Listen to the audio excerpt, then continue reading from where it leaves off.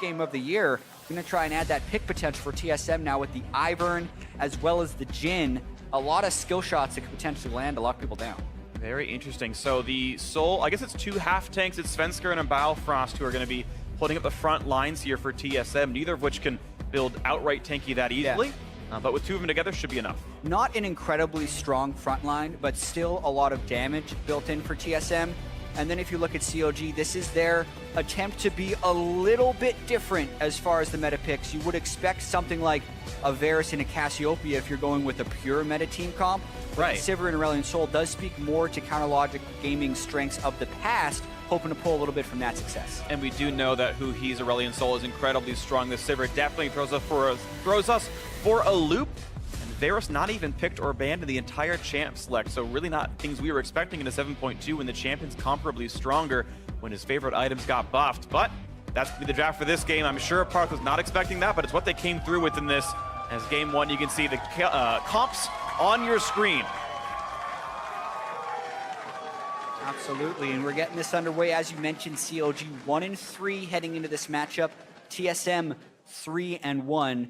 Still super early in the season. We were kind of talking about this yesterday. Yeah. It's like COG wins this game and suddenly they're one game back of TSM, so plenty of splits still yet to be played. And it's not the first time COG has been off to a slow start. They're hoping to make those improvements. And we know COG can do it. The power of teamwork is strong with this squad, and the fans have faith. The TSM ones do as well.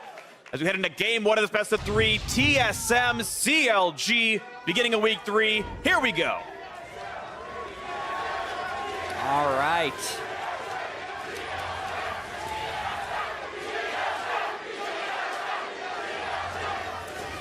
Always love when games start with the chance. Thank you to our wonderful audience for always being such a good part of the show. And we are here to run ourselves into the river. Pretty strong CLG chance in there as well. Yeah. So I feel like depending on the successes in this game, we're going to hear either the COG or the TSM chance. Early on in the game as well, pay a lot of attention to how well the mid and the bottom lane can shove for COG, because that may or may not open up Xsmithy trying to invade. One thing that we talk about when we look at Ivern and jungle pathing is just how easily he can counter jungle you, because the standard start for Iverns is to tap or channel on some of the early jungle camps, because there's about a 40-second delay early on in the game before he can take them for free, save his smite, and then go for an enemy buff and use his first smite over there. So there's a couple different ways to do it, but it's very rare that you see an Ivern not successfully counter jungle at least one camp. Yeah. So you make it much more dangerous for the Ivern to invade if you can have shoving lanes where you think he's going to be trying to invade. So really pay attention to where Huhi and Stixxay can get these lanes. Yeah, it is worth pointing out that Ivern, unlike most of the popular junglers, is not very good at getting away from things, right? Jumping over walls requires tagging a minion or something with your Q, and getting out tends to be hard unless you can magically find a scuttle crab to leech yourself to. You can see Huhi making a nice early play, shoves the wave in, puts a ward down to spot.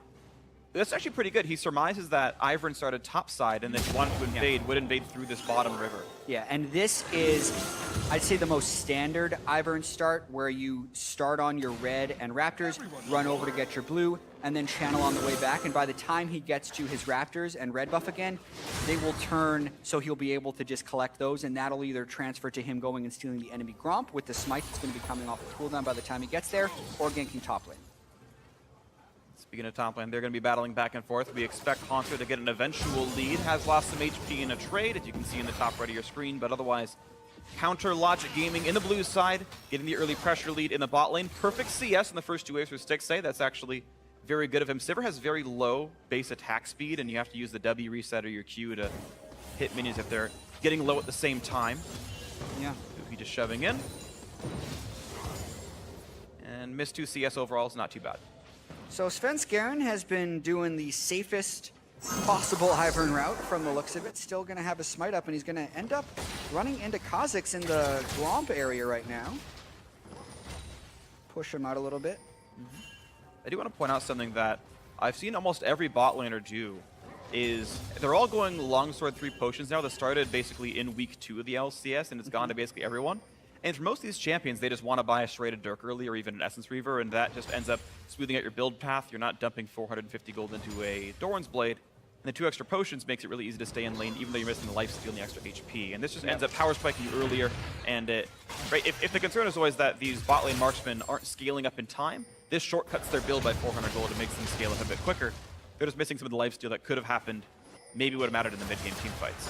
Yeah, I feel like it's an interesting evolution of that bottom lane right now. It also opens up for more all-ins. We should note as well, Hauntzer did burn Flash at level 2, so Xmithy now jumping onto Svenskeren. Hauntzer can't help. Here, flashing, there's the root coming in, and Huhi's nearby as well. Sven's got no way out anymore. That's gonna be first blood counter logic gaming buffs over to Huhi.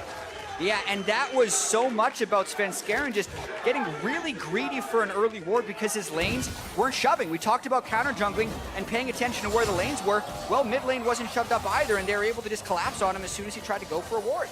And more success in the bot lane as well for counter logic game. You can see if the tank support misses his CC, you can go right back onto him.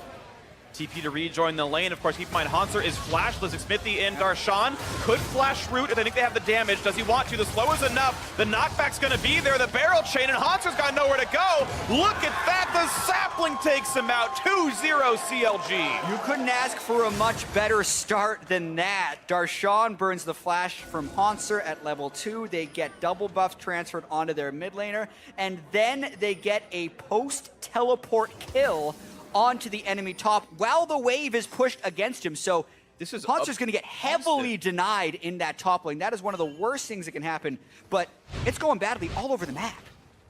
You can see him right here. Wants to set up the barrel, explodes it early because he sees Xmithy.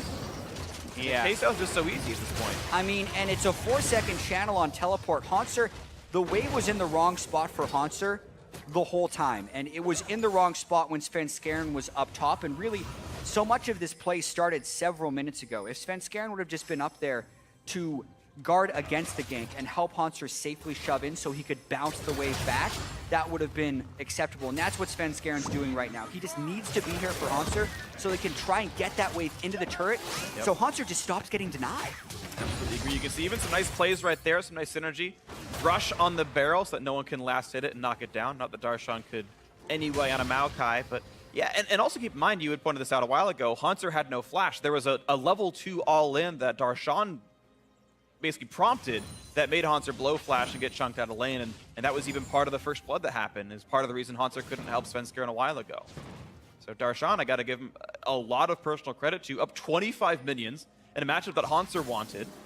Yeah. And for a player that's been getting so much flack for his gameplay, I feel like Darshan's last roughly year has been a bit of a darker mark on his record. This is a very good start. I agree with that. Just missed that cannon minion, unfortunately, but he's staying aggressive and trying to keep Hauntzer back. Keep in mind, like, GP is not expected to win a lane early on. He's very much about a scaling champion, but 41 CS to 15 is much more than you expect, and that does happen from the early flash burn and also the assistance that Xmithy and Huhi have been able to give him. So really tough time for Hauntzer in this lane, and Darshan playing this matchup right. And it's staying tough, too. That lane is still frozen in front of Darshan's turret. Hauntzer doesn't get to do anything. Hook from brush. 6A he just knows enough about the game to stay outside of hook range of that brush. And Huhi coming top. Again. Still no flash on Hauntzer. Yeah, sees that there's a ward. Yeah, Renarelian Soul flies. Both he and other people can see over walls against him. He's like, that's warded. Never mind. Hauntzer ran back. And Hauntzer will be level 6 soon with that ulti. Even if he's held down in lane, he can use that to assist the rest of the map. Maybe we start seeing better things out of this gangplank. Yeah, and this is kind of the moment in the game that COD needs to keep up the pressure. Xmithy's going for some pretty aggressive plays inside Svenskeren's jungle, hoping to just... I think he's hoping to take the red. Oh, he's going for Sven. Well, level 5, level 6. Daisy is in. So is the rest of the Event Horizon. They're going to go for the pushback there, trying to get the rest of the damage down. Can't quite make it happen. A Smite gets rid of Daisy. Goodbye. But that's actually some pretty good fighting from Sven getting his ulti. It's true. I mean, when Svenskeren is level 6, is when he becomes very good against Kha'Zix because he can eliminate the isolation bonus that he would be getting for it, and that's exactly what he does there. Flashes in. One no shot. Nicely done, Bjergsen. The summonerless Huhi goes down. Huhi getting a little greedy with the wave when he comes back to lane, and Stixxay getting jumped on. Beautifully played here by Biofrost and Turtle. The flash play. Couldn't predict it in time. Stixxay probably should have preemptively flashed, didn't do it. Nice kill for TSM, ties up the score. Yeah, and it was looking pretty grim for TSM being down 2,000 plus gold pre-8 minutes, but being able to get multiple kills across the lanes really going to keep them in the game and kind of lower that sense of urgency that they may have been feeling. Absolutely. He's going to feel a lot better. This game's only 700 gold apart, and that is completely manageable. Bjergsen up 4 minions, bot lane pretty much equal as well, so as long as Hotzer gets a bit back, they're going to be okay. Yeah, I mean, Huhi just in the lane pretty long and thinking he'd be safe by threatening Bjergsen with that stun. Nice flash by Bjerg to get over it to finish the kill, and then at this point, yes, 6A had flash and heal, but was not able to flash any of the CC and just should have preemptively burned his summoner spells, otherwise dead. I don't know if spells were up at the time, but certainly wasn't able to cast it there if it wasn't cooled down. It was still a good play by Biofrost. You got to give credit to TSM for making the opening move, and Aftermoo had roamed out of the lane, and it was the easy time for the 2v1. And now, how about a 3v1? Into the mid lane they go. Xmithie gonna face check the brush. The kingdom of Svenskeren. And he flashes in time to not get hooked away. But here comes Bjergsen. There's the play. Out they go. Triple stun for Huhi. But that's gonna be it. Hotzer finally getting revenge from the top lane gank. The ult takes him out. Huhi can't chase through the box. And that is a 1-for-0 TSM. Yeah, and COG also burned Sivir ultimate in the river, trying to collapse onto TSM there. So overall, a very successful roam, and TSM really fighting back. You'd think COG, with that early lead, could have closed out a little bit more, but Xmithie never got an experienced lead on his Svenskeren, even after being able to take out his double buffs. And then the few kills that TSM was able to get back in the lane have enabled them to make a lot of these roam plays to try and keep the aggression on. Yeah, TSM tying it up basically, and we'll see how much more aggressive they can get here. You got Svenskeren again into the enemy base, enemy jungle I should say, killing off this control ward on the tri-brush. And now TSM looking so much better than they did in the first 5 minutes of this game. And even Hansa, you can see that minion deficit has actually shrunk from before, both in flat value and percentage-wise. He can't quite stop the recall, and Bjergsen has enough control over mid that he's okay. Xmithie unlucky there. I think they would have liked to make that roam to bot lane or maybe go for the Drake. Yeah, I think that could have set up for a very quick Drake rush. Kha'Zix's one of the best Drake killers in the game. Doing it on top of the ward, but they're about 5 seconds delayed on this because of the failed plant. We'll see if that hurts them as Svenskeren and Wild Turtle are closing in. Should be okay. Turtle slow deck. This could be a stun. Has to flash away. Barely gets it in time. Stun still lands, but that is a kill. And Xmithie should have leap to get over the wall. No panic there. And a 11-minute Ocean Drake. Very good for the laning phase. Yeah, I think overall some sloppy play from both teams there. There was COG missing the blast cone over the wall, and then Wild Turtle not really doing anything except burning his flash when he went to stop that and waiting for the rest of his team. Also want to point out Svenskeren's maxing Q on Ivern instead of the shield, which is something people did a lot on launch of Ivern until most people decided shield was better. The Q does have some good rank up incentives with the cooldown reduction, as well as increasing the root duration, but the shield is normally just such a better combat summoner, so Svenskeren really just going for picks with that choice. And it is worth pointing out, some of Sven's contemporaries are still doing shield max amazing. For example, on Fnatic's been playing Ivern today and was doing shield max still in his game. So different strokes for different folks, it seems right here. Nice job on Darshan knocking down the barrel. That could have been deadly. But CLG's dual lane right here behind it. Again, wins the barrel fight, but look out, here comes the play. Ulti in, wave clear in for the GP ulti, and Sven keeps him safe. Yeah, and Hanser going relatively aggressive with what's essentially a 3-man gank, but a pretty ineffective 3-man gank. If they just burn the GP ultimate, it'll be about what they can do from here. CLG is a big fan of the delayed lane swap, and they usually do that to try and get first turret. So they burn the GP ultimate and the flash. Now it's about whether or not they can rush down this turret before TSM can get it on the other side. It's going to be a bit close. We expect Karma to have more damage output than a Thresh. In fact, now you've got the Kha'Zix here as well. Huhi even adding his own pressure to make sure it's going to go all right. And CLG, I believe, should be faster on the play. Yep. Yeah, this turret going down rapidly. Huhi, just the insurance.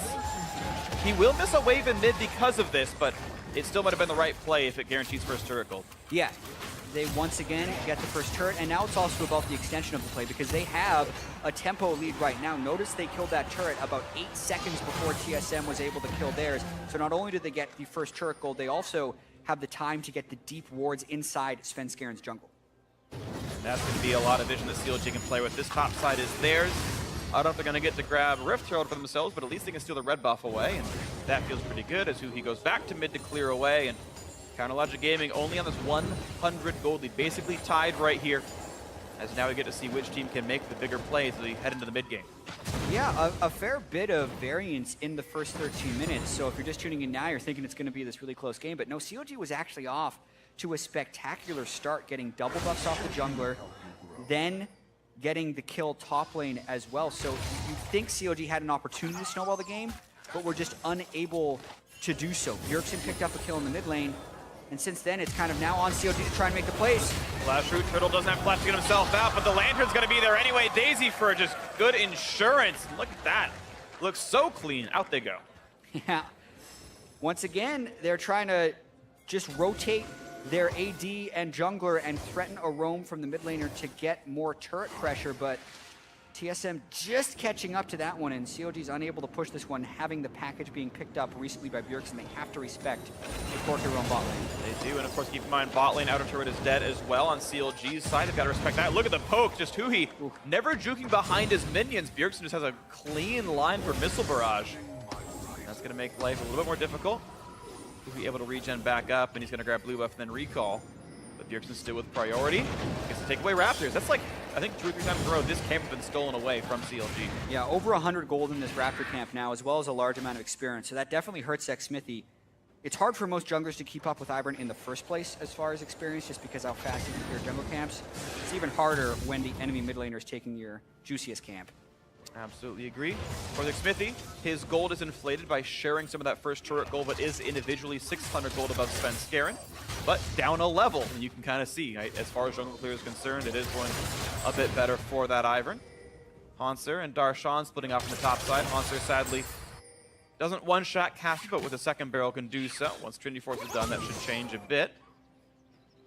Otherwise, they're just pairing off, but TSM, you can see earning more gold overall. Some of that is Gangplank existing. He does print money, as pirates tend to do. The shopkeeper can't tell it's counterfeit. Yeah, there you go. Easy. What's interesting to me about this game as well is just how much map movement is going to come into play.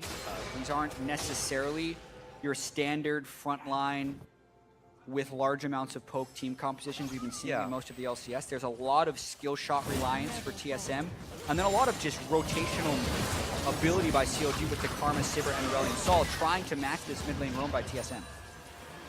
See how much more they can get through this mid game. You can see TSM putting the pressure on the mid lane. CLG had to play back against that. Huhi, for the most part, has lost pressure on this. Quick Scuttle Crab takes 60 minutes into the game, and Sven can't smite Steel without channeling first. And if you take damage, the channel stops, so he's not going to try for that. Easy to pick up for Xmithie. Darshan does have his teleport up, but there's no wards with great flank position right now, as TSM is getting really aggressive on pushing this turret. TSM's got to be careful and mindful of their flanks, since the Maokai flank is quite threatening. When you add to the fact that COG could follow up with the Sivir and the Karma, so they're kind of backing away from that, just in fear of the potential Maokai teleport.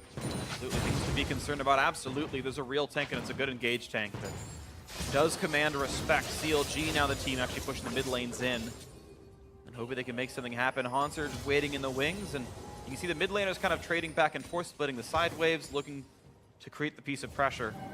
Hanser wants to go for this. Barrel's going to be forward. The 3 chain gets dodged away by Huhi. Nice try, Hanser. Quite a nice juke by Huhi, just seeing the barrel being placed, putting it together quickly in his mind that it is going to be a chain from that tri-brush and sidestepping to avoid all the damage. Now he roams mid lane, and this could be a collapse.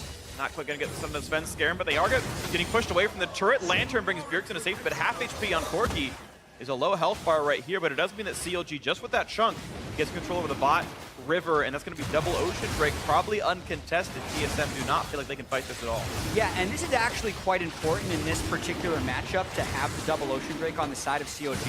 There's a lot of poke on TSM in siege situations with the Jhin and the Corki, so having double Ocean is going to make that poke very ineffectual and make it so TSM really has to land those hooks or those Ivern Qs in order to start fights, because that double Ocean Drake is going to be massive regen in the middle lane. It is really going to be significant. Absolutely matters. Ooh, that was nearly a hook onto Xmithie. Didn't even burn leap to get away. He felt very safe on that, but he's only a few inches away from his Void spikes on his back. Once again, the play for the turret pressure, and yeah, we're seeing a lot of this happen. Both these teams not going for the really big plays, right? It's been 99% wave control half damage in one champion says, okay, you're right, we can't go for Drake. We'll back off and try again later. And it's just a very measured game one right now. Yeah, and depending on where you are on the map from a positional standpoint, like if you're a mid laner or a top laner versus an AD carry and Sivir, your power spike's actually hitting at a different time, which makes these team compositions a little bit peculiar. For instance, Darshan and Huhi kind of want to fight now. GLP for Aurelion Sol is a massive power spike, as well as Sunfire Cape and Ninja Tabi for Darshan. But we look at someone like Stixxay, and he doesn't turn on until he's got Essence Reaver, Infinity Edge, and a Zeal item completed. Yeah. Whereas you look at Wild Turtle, and he's big now. Ghostblade Edge of Night is one of the best points in the game for a Jhin. But you contrast that with the Gangplank, who wants to be able to scale up on a few more different axes, and they're strong at different parts of the map, which means when they group together, their power is actually becoming kind of equal, which is one of the reasons neither of these teams is able to push a big advantage. Yeah, it really is interesting that, because again, it's across different lanes as well. Right? Sivir and Gangplank have similar power curves. Maokai and Jhin are happy right now, and of course those guys are all on opposite sides. So it's just spacing out, it's just timing out, it's just chilling for now. Yeah, the success will be found if the teams can find skirmishes with their characters who are strong. So yeah. TSM wants to fight around Bjergsen and Turtle right now because that's where they're strong. Whereas COG wants to fight around Huhi and Darshan, while Stixxay keeps the waves pushing in other parts of the map. And you can see Bjergsen, one of the best power spiking champions, of course, on this Corki. Trinity Force done, sounds great in the mid game. Svenskar and flanking him to make sure he's safe, and that's going to be the first turret taken in a while. TSM's mid laner making the opening move by just being too strong to duel. See CLG hoping for pressure on the bot side, but not getting a lot out of it. That's pretty much just an unanswered turret kill.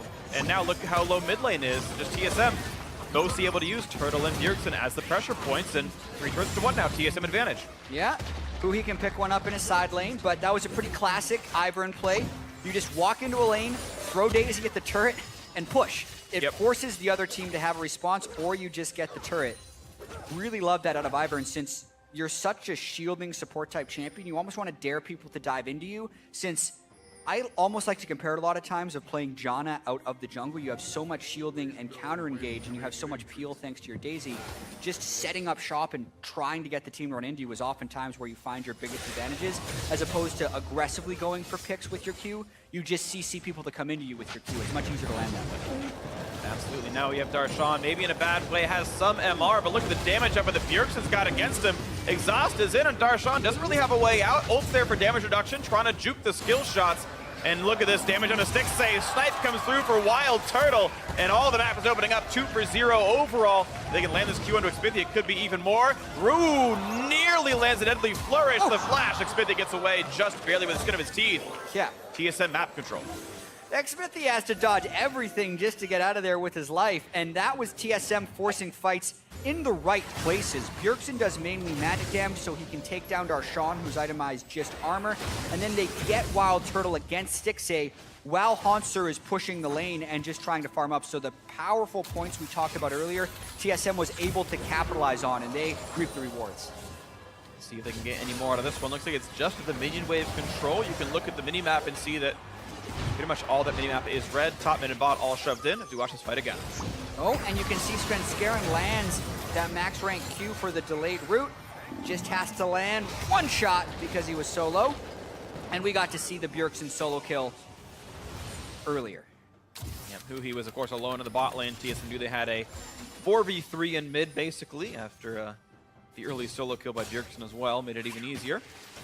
TSM are in the driver's seat, absolutely, and the couple early kills for CLG, even though they had the nice plays, Darshan doesn't get to open up the matchup any farther, such as the life when you're playing Maokai.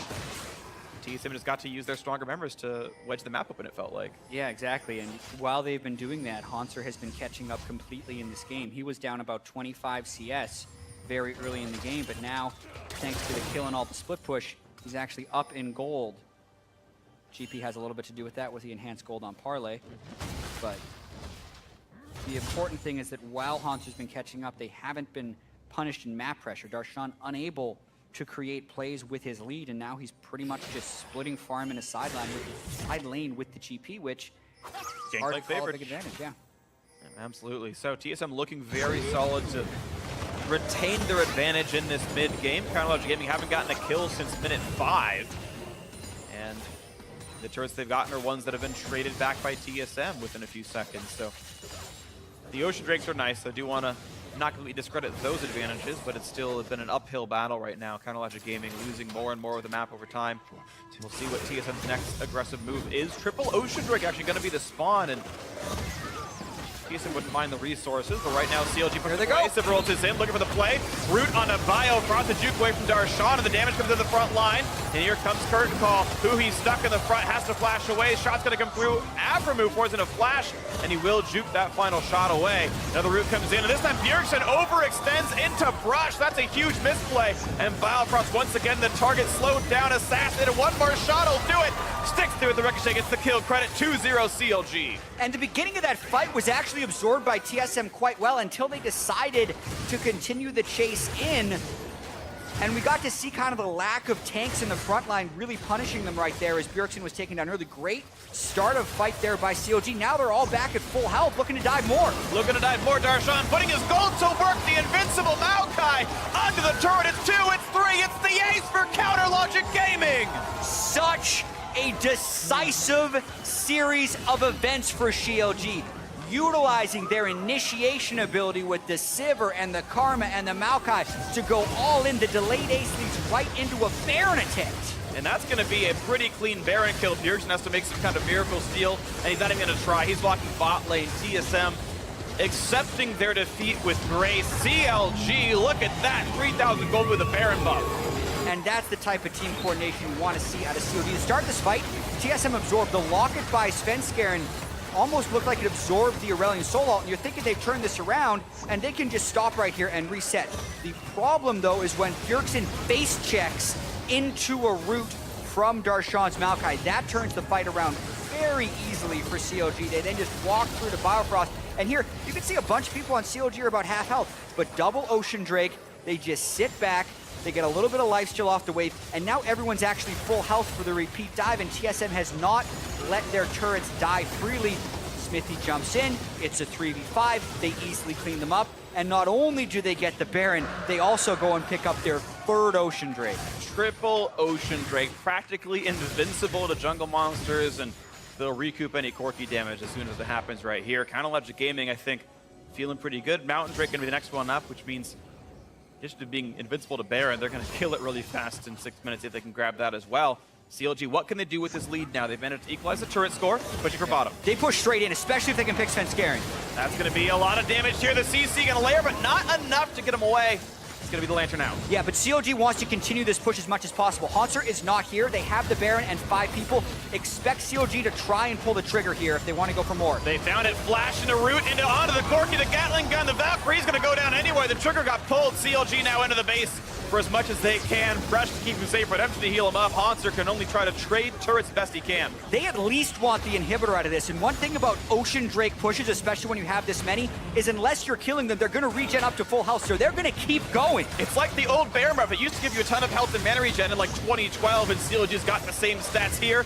Goodbye to Daisy, and the siege is on for that bottom Nexus turret, but they are going to have to back off Darshan. How long will it take to get full health? Well, 5 seconds with the recall. Teleport's still up. They're going to go for Teleport straight back in. If they get more picks, they're just going to keep going. Damage on Biofrost. TP's in. They're all very, very low. 15 seconds, 10 now on Bjergsen. Looking to take down some Nexus turrets already. Counter Logic Gaming are decisive as you like it. Here we go. Nexus turret number 2. Push. But Bjergsen has respawn. Sven running out of HP. Turret still a bit low, but it's hitting him back. 1 kill picked up. The second one into Hanser. CLG will not be stopped. They continue to push on in, and they're still going to knock down more and more of the base. The Nexus now left open. Hook on a Hui. The flash play. They can't make it happen. Stixxay wins his duel with Wild Turtle. And after the early game deficit and a comeback for TSM, Counter Logic Gaming closes it out at 27-30. Just like that. I love the decisiveness